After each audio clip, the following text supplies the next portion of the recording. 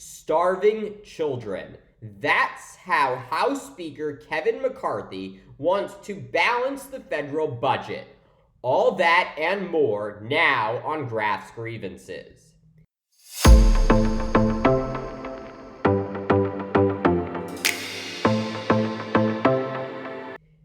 As America rapidly approaches defaulting on its debt, Republicans are looking to slash programs the neediest Americans rely on in exchange for voting with Democrats to raise the debt ceiling. House Speaker Kevin McCarthy unveiling broad new plans to restrict food assistance for millions of low-income Americans, including increasing work requirements for parents who have young children. Not only would this proposal by House Republicans negatively impact an estimated 18 million children who rely on food assistance each year, but it would do virtually nothing to balance the federal budget.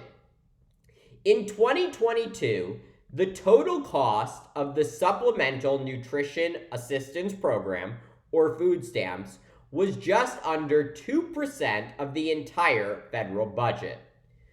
So if America's whole food stamp program was eliminated, the federal budget deficit, the difference between what America spends and takes in, would shrink by less than 9%. By proposing cuts to America's food assistance program, Republicans are doing virtually nothing to get America's fiscal house in order, and are only harming an average of 42 million Americans each month who rely on this support to literally survive. If Republicans were serious about tackling America's deficit, they might propose cutting what America spends on the Defense Department, which amounted for around 12% of the U.S. budget in 2022. Or perhaps Republicans might consider increasing taxes on the wealthiest Americans and corporations, as President Biden has repeatedly proposed. What becomes apparent is, despite the rhetoric we have heard for years about Republicans being economically responsible and fiscally conservative, in reality, most Republican lawmakers on Capitol Hill today are neither of those things.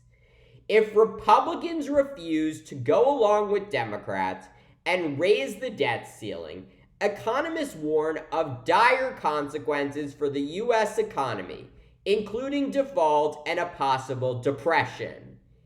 And by attempting to extract cuts to food assistance in exchange for raising the debt ceiling, Republicans are making it perfectly clear they are not interested in addressing America's fiscal health and are solely interested in hurting Americans who desperately need basic assistance.